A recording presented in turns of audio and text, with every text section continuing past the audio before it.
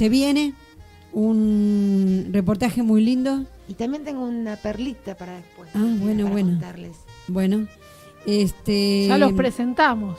ya los presentamos. Sí, ya los presentamos. Así que bueno, habría que zambullirse directamente entonces en el reportaje. Yo no dije que soy Cora Pellman.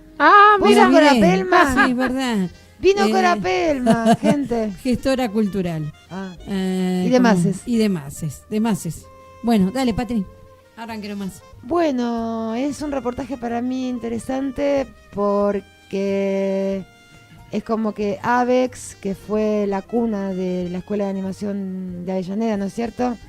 Nos pintó un panorama a mucha gente, a muchos realizadores, que hoy yo creo que a veces es más reconocida la escuela nuestra en el exterior que acá, porque salió tanto talento de Avellaneda y se hizo de una manera que nos van a contar ustedes. Luis, ¿cómo comenzó esta historia?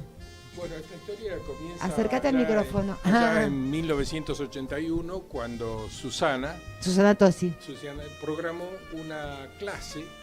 una única clase de una lección paseo. Hoy va a venir lección, fulano de tal. Con Rodolfo Sáenz Valiente, que era un publicista muy reconocido. Nada más ni nada menos. Exactamente. Igual fue, o sea, no fue como lección paseo, sino que sabíamos y se invitó a toda la escuela. Una clase magistral. Pero fuimos 9 personas. Fuimos pocos. Una clase magistral, 9 Susana, solas. que era secretaria entonces del rector. Sí. Natacha Mel, sí. No sé si estaba tu posterior marido, Hugo Duarte. ¿Era tu novio? Pablo Delfini. Hugo Duarte estaba también. Estaba Daniel Francesón, Buceta, no sé si un chico que fue después alumno. Sí. Pero Daniel Francesón estaba. José Luis Buceta. Esas 9 personas asistimos al curso, él habló de algo que a todos nos gustaba. Claro. Y Susana propuso al año siguiente dar un curso. Desde el 82 al 85, Rodolfo Sáenz Valiente dictó las clases. Claro. A mí me tocó ser ayudante de él. Nada más ni nada menos. Sí, era poner las películas, escucharlo a él. Bueno, posteriormente él renuncia porque empezó a trabajar en la universidad y además era un publicista que trabajaba en su casa. En la UBA trabajaba. En la UBA trabajó. Hizo una labor muy la cátedra de Sáenz Valiente. Entonces me tocó a mí seguir con las clases de él. Ayudante fue Marta Canesa, que había egresado del curso. Marta, no tuve el placer de conocerla, pero... Y él fue ayudante del taller. ¿Él quién es? O sea, Pablo Delfini. Pablo Delfini fue ayudante del taller. O sea que... Claro, yo daba las clases. Hermida, Mi ayudante era Marta Rodolfo Canesa. Hermida estaba. Era el rector. Rodolfo Hermida fue el promotor de que esto pudiera existir. Sáenz Valiente, Luis Federici y Pablo Delfini. Claro, Marta Canesa era mi ayudante y después Marta Canesa era la jefa de taller con la ayudantía mía, hacía de ayudante yo y después ingresó él. También cuando hubo segundo año empezaste vos, Pablo Delfini. Pablo Delfini, a ver. Es decir, yo me acuerdo como referente el año de la guerra, que fue en 1982. Sí, 1982. La guerra de Malvinas. En ese año fue que se hizo ese primer... el primer curso se hizo en el 82. Sí. No, perdóname, el encuentro fue en el 81. En el 82 comenzó la carrera. En el 82 comenzó ya un curso de un año. Después se hizo... Exactamente. Perdón, Luis, tenés razón. Hay que confiar, Luis. ¡Cuánta memoria! Curso de un año. Lo que yo me acuerdo es que... Sí, Pablo. En el 82, Sáenz Valiente daba las clases, eran 1 o 2 veces por semana. Claro. 1 vez por semana. Y nosotros teníamos taller los días martes y miércoles. ¿Y qué hacían con Sáenz Valiente?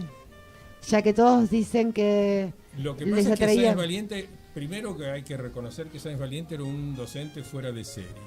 Era una persona abierta, no se guardaba nada, no era egoísta, estaba siempre de buen humor, estaba siempre al servicio de los alumnos, eso hay que reconocerlo.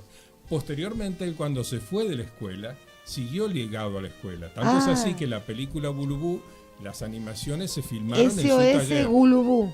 En el taller de él, que tenía una cámara 35 milímetros profesional. Y una grúa me contaron que también tenía. No, esa la construyó después para hacer otros trabajos. Sí, pero la construyó Pero tenía una instalación enorme en su taller allá en Güemes. Güemes y la vía vendría a ser. Entonces, él daba las clases teóricas. Sí. Ahora, después venía la clase práctica. Él se dictaban los ejercicios y en el taller se hacía lo que se podía. Y por ejemplo, en Super 8. Empezamos, eso es cierto. Filmando en Super 8. En Super 8. Con las camaritas que se rompían. Era Super 8 primero, después pasamos al 16. Exactamente, sí. Y después pasamos a la computación. Porque las cámaras de Super 8 yo recuerdo que tenían la opción de cuadro a cuadro. Claro. Pero no eran ideales para el cuadro a cuadro.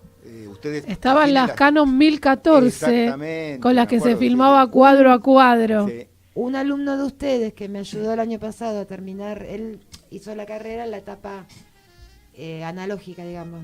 Entonces me decía, sí, no sabes cómo me quedaba el dedo de la cámara de 16, que es la que nos muestra del primer día cuando ingresamos a la escuela. Como una cosa así. No, lo que histórica. pasa es que el Super 8 tenía una desventaja enorme, que era el trabajar con el mismo negativo. Es decir, era reversible. Uno filmaba, el negativo se revelaba y se convertía en positivo. Eso significaba, primero, que no tenía sonido. Había que agregárselo en una cinta muy precaria que se adosaba al final. Olvidable eso.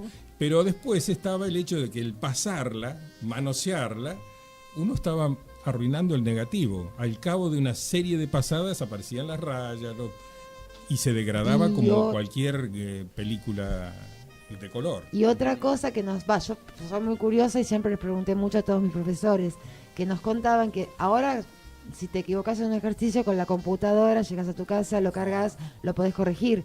Pero en esa época tenían que esperar un mes o 20 días porque tenían que ir a revelarlo. Claro. El proceso era el siguiente. ¿Cómo era, Luis? Sí. Se filmaba. Había que esperar a que se llenara el rollito, se completara el rollito. Se sacaba, el rollo. Claro, el rollito. Se sacaba y se llevaba, alguien la llevaba, entre paréntesis, por ejemplo, el que estaba más a mano. El que vivía cerca. Mi señora llevó durante mucho tiempo a ACFA los rollitos para revelar. Si había un error, había que repetir todo. Imagínate que en animación repetir, por ejemplo, un stop motion significa hacer toda la toma de vuelta. En la actualidad, todo de vuelta. con el último fotograma registrado en el monitor, lo único que uno hace es volver atrás hasta el momento en que se equivocó y vuelve a empezar. Se ahorra todo el trabajo que había que rehacer en el Super 8, en la técnica. Cuando empezaron con Sáenz Valiente, seré curiosa, ¿Qué trabajos hacían? Bueno, cada clase tenía un ejercicio. Transformación del círculo. La famosa querida transformación del círculo. La transformación, había ejercicios con muñecos, había ejercicio de escalas, ejercicio de movimiento de personaje. Caminata, corrida. Yo todavía conservo programas. Y la primera era, que creo que sigue siendo la animación sin cámara. La de McLaren. Sí, exactamente. Yo le digo la de McLaren. Lavábamos con la bandina el film. Claro, las películas de 16 o 35. Ese fue mi primer... Y hasta 16. 35 no teníamos cámara. Y yo la hice en 16. Para proyectar, pero sí hubo algunos trabajos en 35. Sí, en 35 hubo, pero en la escuela como ejercicio había que partir de la base que teníamos un proyector Super 8 y un proyector 16. Claro. Yo la de con eso se trabaja. Le digo la de McLaren porque la técnica, digamos, Norman McLaren, digamos, el factotum del National Film Board, si bien... Igual tampoco fue el primero en hacerlo. Hubo otro antes. Claro. ¿Hubo otro antes? Sí. Bueno, pero se lo toman. ¿Quién fue? Ya que está los primeros que trabajaron. Yo pensé que era McLaren. No, él tuvo un... Len Lai fue exactamente. Un británico que se llamó o australiano, pero que trabajaba en Inglaterra, fue el primero que hizo esa animación. Mucha de la animación. Me mataron al ídolo. Por ejemplo, no es matar al ídolo. Lo que pasa es que él la llevó a su extremo, le sacó la pulió. todo el jugo. Y además la pudo difundir. Yo creo que lo que hizo la Escuela de Canadá es eso, ¿no? Es difundir la obra. Es que esa era la idea. Otra cosa que es muy clásica de McLaren, o se le atribuye a McLaren, es el dibujar el sonido. Eso lo hicieron antes los alemanes. en el marido. Dibujar sobre la banda de sonido. No, dibujar la banda de sonido. Sí, sobre la banda sonora. La banda sonora. Hacerla, dibujada. Claro, dibujarla para que sonara. Para que sonara, sí. En ese caso, los alemanes creían que el cine, había un grupo de alemanes, era el ideal para transmitir ideas abstractas. Aparentemente no fue así. Pero querían hacer música, hay música de Fischinger y otros grandes realizadores alemanes de la época, que trabajaron haciendo imágenes para el sonido, para melodías de Brahms, para... Rudman. No, esa técnica es maravillosa. Bueno, de Len Lai se ven en YouTube ahí. Sí. Un prócer, diríamos, pero se quedó en Inglaterra. En cambio, McLaren fue convocado estaba en Estados Unidos haciendo trabajo. Cuando lo crearon el Film Board de Canadá, que tenía una finalidad no solamente estratégica, porque querían imitar a los alemanes, pero que querían difundir cine. El país. No, era unirlo. Más bien. Resultó al revés, porque, digamos, todas las filmaciones McLaren están en francés y en inglés. Sí. Era la idea de unir, pero sin embargo, posteriormente se separaron y hubo un instituto francés y un instituto alemán. Un instituto inglés, perdón. Bueno, Patri, ¿qué te parece si querés hacer una pregunta que quede pendiente y vamos a otro tema para moverle el esqueleto? Bueno, una pregunta, porque es tanto lo que tenemos y tantas las preguntas, yo más o menos me hice un cronograma, es un poco ¿por qué se tomó el National Film Board como referencia para crear nuestra escuela de animación? Pero no lo contestes ahora. Ahora no. Después de la pausa. Pero no lo contestes ahora. Ahora no. Después de la pausa. Pero no lo contestes ahora. Ahora no. Después de la pausa. Bueno, volvemos. Entonces vos dejaste una pregunta Yo pendiente. Una pregunta pendiente. A ver quién empieza a responder entre los dos. La pregunta era ¿por qué surgía como ejemplo el Film Board de Canadá? El National Film Board de Canadá, ¿por qué se tomó a ABEX de modelo? Tenía dos atractivos. Uno era la manera de trabajar de McLaren, que había sido llamado para darle impulso a la parte artística del Film Board. Sí. Y que parecía, yo te decía recién, parecía como que era fácil hacerlo. Dibujar sobre película, inventar animalitos que no eran la perfección que producía el equipo de la Warner o de Walt Disney. Era una cosa como doméstica, daba esa idea, daba la mala idea de que era tan sencillo, pero era algo muy preciso y elaborado por McLaren. Y otra era que era un instituto financiado por el Estado, que lo apoyaba para que hiciera lo que quisiera. Es decir, que vos sos artista, pintá, que yo te mantengo. Es muy simplificado el asunto. Y de hecho, el Film Board cumplió esa tarea de pasar a Canadá a primer plano dentro de la cinematografía mundial. Es decir, con películas de animación. Inclusive hay, por ejemplo, realizadores que han trabajado en el National Film Board que se han quedado en Canadá. A mí cuando me contaron que Q. Hotman una vez vino a Avellaneda, ganador de un Oscar con El Castillo de Arena, y que Chuf Chuf es otra película que me gusta mucho, la de los cubitos. Sí. Ese era de un holandés. Sí, Q. Hodeman, el holandés. Sí. Vino a Avellaneda. Cuando me contaban que este tipo vino a Avellaneda, yo no lo podía creer. Y así que tenemos historia. Lo que pasa es que cuando acá vino también Grant Munro, que fue uno de los primeros compañeros. Grant Munro fue el compañero de McLaren en Vecinos. Claro, porque McLaren reclutó un equipo de artistas, todos medios. Grant Munro también, sí. Vino acá, pero él ya estaba un poco desencantado. Él se había jubilado. Ajá. Y él decía que si en la actualidad, en esa época que vino por aquí, trataba de armar coproducciones o ayudar a centros que hicieran lo mismo que el Film Board en el resto de América. Bueno, él decía que si McLaren se hubiera presentado en ese momento al Film Board, lo hubieran rechazado, porque ya lo habían, como quien dice, comercializado. Ya se habían separado los dos y ahora trataban de producir con ganancia, que es un poco Cora, otra cosa. ¿Quieres preguntar algo? No, les voy a decir, los voy a invitar a que vayamos una tanda. Pero después ya se nos pasó media hora. Cora es la censuradora. ¿En serio? Pasa que estamos tan entusiasmados con la charla. Baja de allá arriba y dice... corta con las tijeras el programa, Cora. Continuamos con estábamos... Por favor, nombrá cómo se llaman los invitados por el que nos está sintonizando ahora. Tenés razón, el público siempre se renueva. Estamos con Luis Federici y Pablo Delfini, digamos, históricos de ABEX, de lo que es nuestra querida y gloriosa Escuela de Animación de Avellaneda. Bueno, continuando con este tema, ahora que, dale, Luis, seguí. Que estuvimos hablando, diría que siempre está la oportunidad de que en algún momento la Escuela de Cine de Animación de Avellaneda tenga su departamento de producción. Es decir, eso un lugar que canalice lo que producen los alumnos. Es decir, no dejar que la persona se vaya de la escuela, sino que deje su marca en esta escuela, que posiblemente no tenga posibilidades afuera, pero las iniciales por lo menos que las tenga aquí.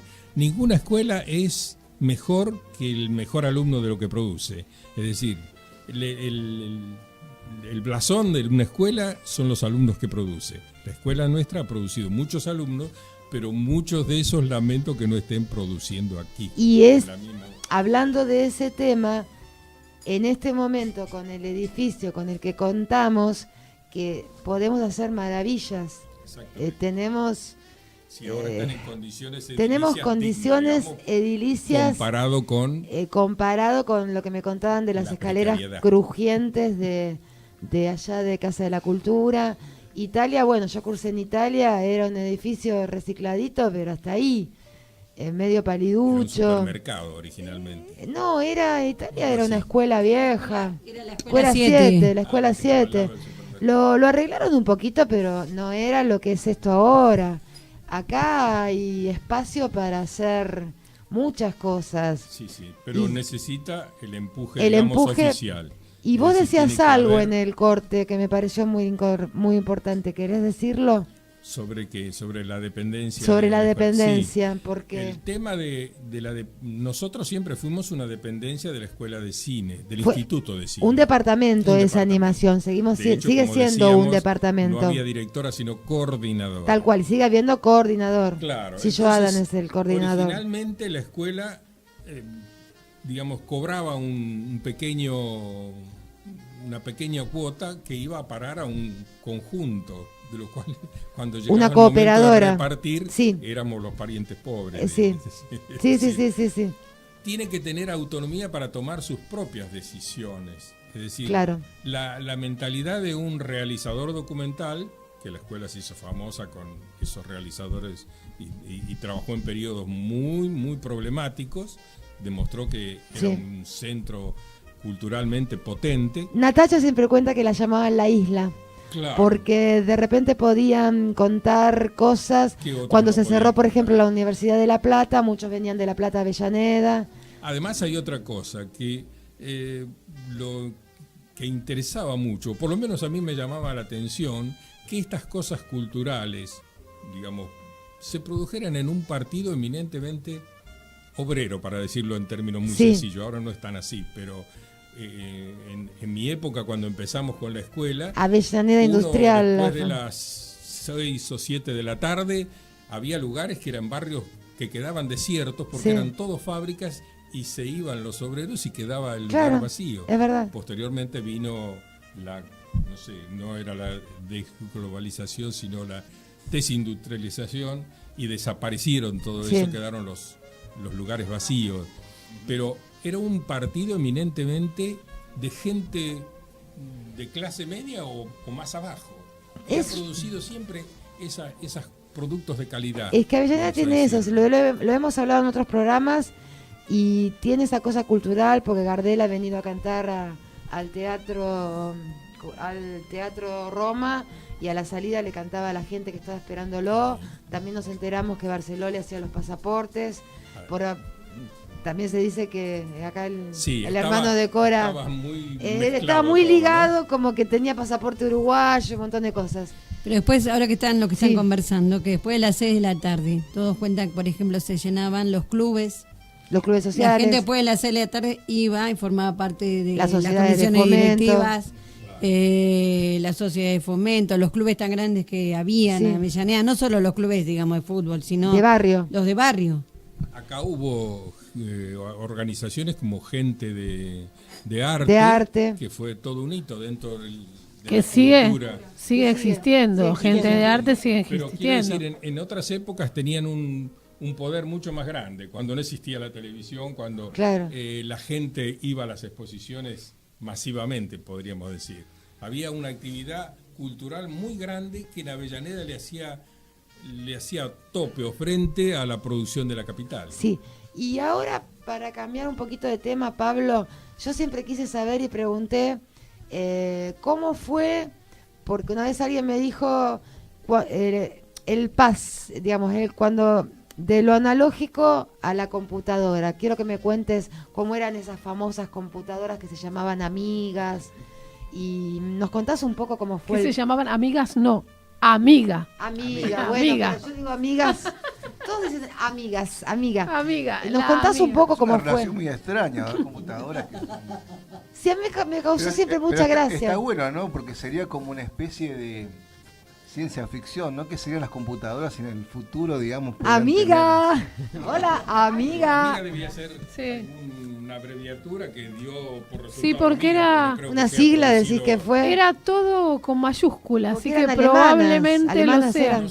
Nosotros la tuvimos. De hecho, hemos titulado las primeras producciones que nosotros hacíamos, las titulábamos con La Amiga, que tenía un programa para generar letras, textos, ¿no? Amiga. La palabra DOS también era muy... DOS. Era con DOS La Amiga, me parece. Claro, DOS es la estructura, el arbolito de DOS es la estructura, bueno, de todo lo digital. Pablo. Claro, yo lamentablemente con La Amiga no tenía muy buena... ¿No eras amigo de La Amiga? Recuerdo que Daniel Francesón, que era docente y que también estuvo en esa primera reunión en el 81. Sí, a la que fueron solamente 9. Él había realizado un cortometraje en stop motion con Casamajor, y en un concurso que había hecho Calo, el premio fue Una Amiga, que él la dona a la escuela. Esa amiga la usaba él y un grupo de gente a la que le interesaba la computación. A mí no, en aquella época. ¿Todavía no te interesaba? No. Vos hacías mucho dibujo. Claro, seguía animando en 16, en los talleres de animación, los trabajos prácticos, los seguíamos haciendo en 16 milímetros. ¿Y qué trabajos prácticos hacían en esa época? Yo pasé directamente a la PC. Empecé con la computación, hacer animación, usando a la computadora como una herramienta que nos era muy útil cuando el 16 ya era imposible económicamente, no podíamos bancar el material, ni el revelado, ni las cámaras que ya estaban rotas y nadie las arreglaba. O sea que tuvimos que pasar del 16 a la computación, a la animación asistida por computadora, pues capturábamos con cámaras de video que estaban conectadas a la computadora y el monitor de la computadora hacía como la captura, ¿no? El ojo. Sí hicieron Dibu, nos contó Rodolfo Mutuberría cuando estuvo el año pasado. Claro, exactamente. O el paso siguiente fue usar las cámaras fotográficas, no reflex, sino las A520, más o menos. Yo tengo una de esas por ahí. Que las usábamos como cámara. Claro. ¿No? Y editábamos con Adobe Premiere. El 6.5, el 6.0. Los primeros Adobe Premiere, pero con PC. ¿no? Claro. ¿Y cómo les resultó ese cambio? ¿Cómo te choqueó ese cambio? ¿Cómo? No, a mí realmente me fascinó. ¿Te gustó? Sí, me permitió, digamos, la animación analógica en 16 milímetros. Sí. Yo la veía como con cierta distancia, en el sentido de que yo no podía filmar en 16 milímetros en mi casa, ¿no? Claro. En cambio, con la computadora comprobé que lo podía podías animar hacer en cualquier momento. En cualquier momento. ¿No? Y chequearlo. Y chequearlo, bueno, aparte de eso, ¿no? Pero ese fue el gran cambio, digamos. Por eso era mi pregunta. Sí, lo digital, en cierta manera, democratizó la animación globalmente en todo el mundo, ¿no? Eso. Pero, bueno, perdóname, en mi caso yo lo viví bastante traumáticamente porque yo estaba por jubilarme y avanzaba toda la computación. Lo tuyo fue al revés. O sea que yo salí sin usar la computadora. Y después me encontré eso que él dice. Claro, te encontraste. Es decir, con la computadora alguien no solamente puede filmar, sino que puede poner la música, hacer el corte del trabajo, hacer todo. Es decir, yo puedo, sin moverme de mi casa, cualquiera puede hacerlo. Claro. Sabiendo. Y por eso estoy ahora estudiando con alguien. Sí, con alguien en común, Lolo. Le mandamos un saludo a Lolo. Lorena Colmenero, que es una profesional excelente que nos aguanta a Luis, a mí, a Alicia, a varios. Antes de la computadora, la gente tenía dinero o no tenía. Claro. Es decir, no se podía filmar. Inclusive, perdóname, inclusive vi filmaciones de actores donde estaban acompañando con el monitor, y si alguien se equivocaba, ya veían lo que habían filmado y decían, no, esta toma no va. Filmar de nuevo, en el momento, no mañana cuando me entregaran los hacks que decían antes. Pero Pablo y Luis coinciden en que la computadora, como todos, nos facilitó un montón, pero tampoco lo que aprendimos, por lo menos a mí en el IDAC, me enseñaron a ver cine, a contar historias, a tener en cuenta al espectador, cosa que hoy un pibe por ahí se piensa que porque mueve un dibujito ya hace animación. ¿Queda claro cuál es mi concepto? Hay que aclarar una cosa, lo que ha variado es la herramienta. Varió la herramienta, pero la animación es la misma. A eso iba.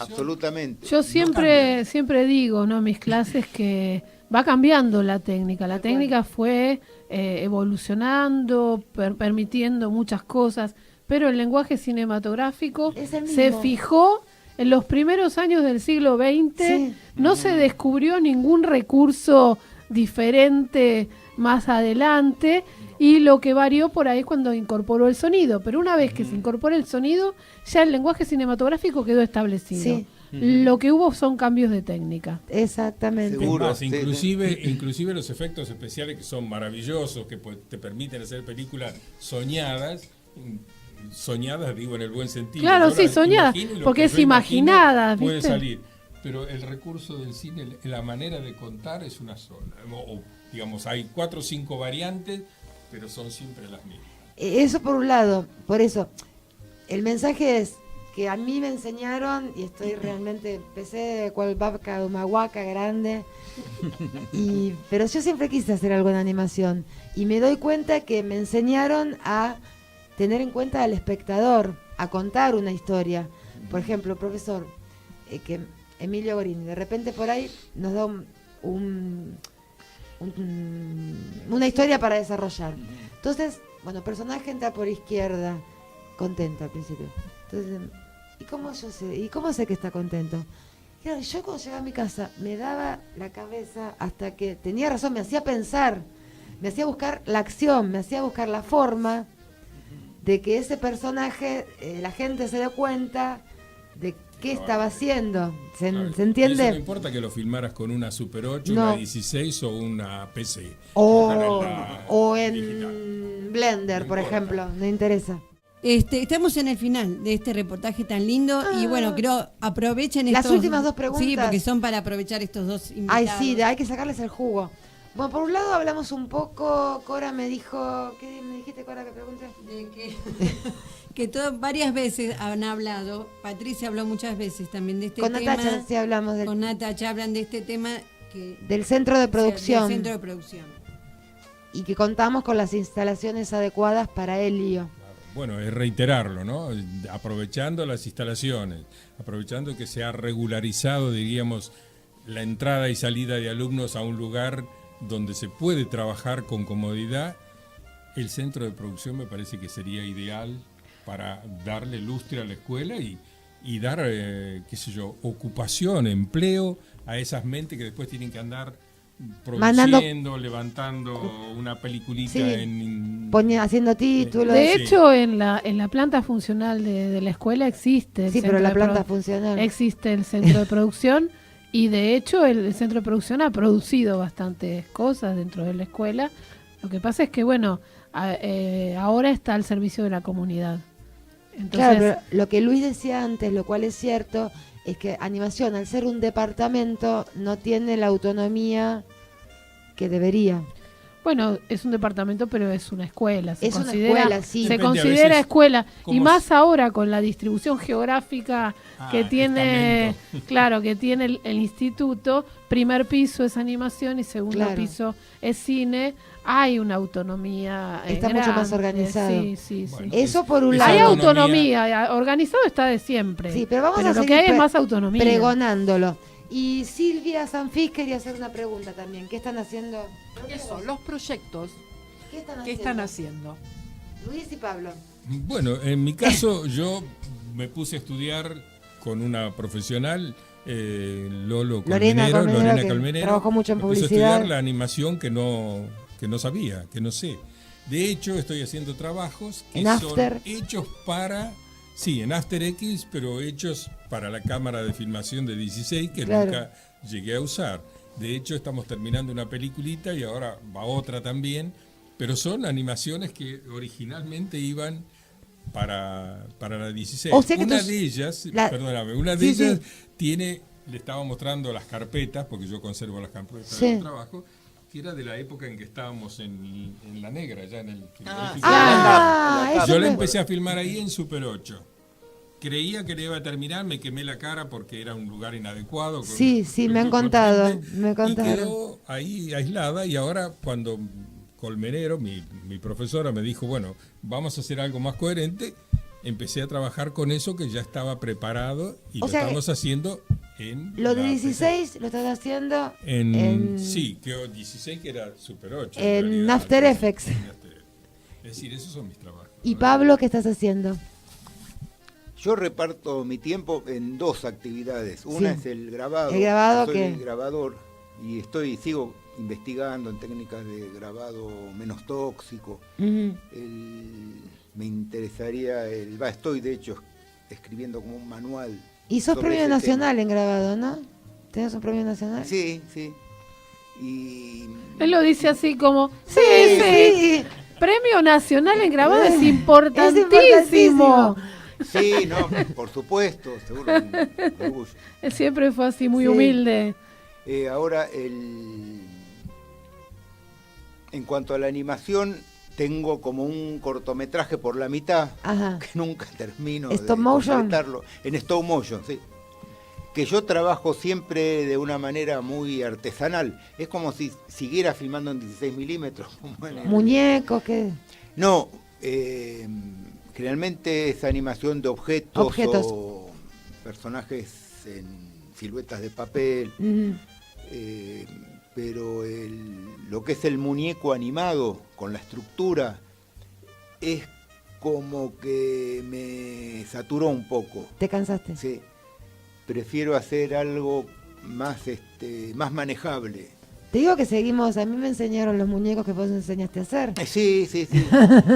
Los de alambre. Los de alambre de floristería. Me han dicho que siguen usando el esquema o el... Sí, está perfecto porque o el apunte, ¿no? Lo que tiene es una ductilidad para moverse. A mí me gustan mucho los muñecos de plastilina y es como que las estructuras modernas o profesionales que le dicen lo hacen más pesado el muñeco y esa estructura lo hace como más liviano, seguro, más fluido el movimiento. Pero no vas a tener que patentar entonces, No, pero no fue ningún invento mío, fue un recauchutaje de libros de animación o de... No, pero tienen esos muñecos. Bueno, tenemos que ir cerrando este reportaje. Vino Tato, nos cortó. La censora. No, digo que lo vamos despidiendo. Sí. Así que, bueno, agradecemos. Fue maravillosa esta hora. Bueno, muchas gracias. Todo lo que aprendimos. Aplausos. Bueno, nosotros agradecemos que nos hayan invitado porque para recordar esos 20 años, yo estuve 20 años en la escuela, es interesante volver a recordar, encontrar caras conocidas, encontrarnos ¿cómo se llama? A Gloria. A Gloria, ahora vamos a sacar la foto con Gloria. La Gloria, bueno. Gloria sigue estando, es pero una maravillosa traspasa noticia. las generaciones.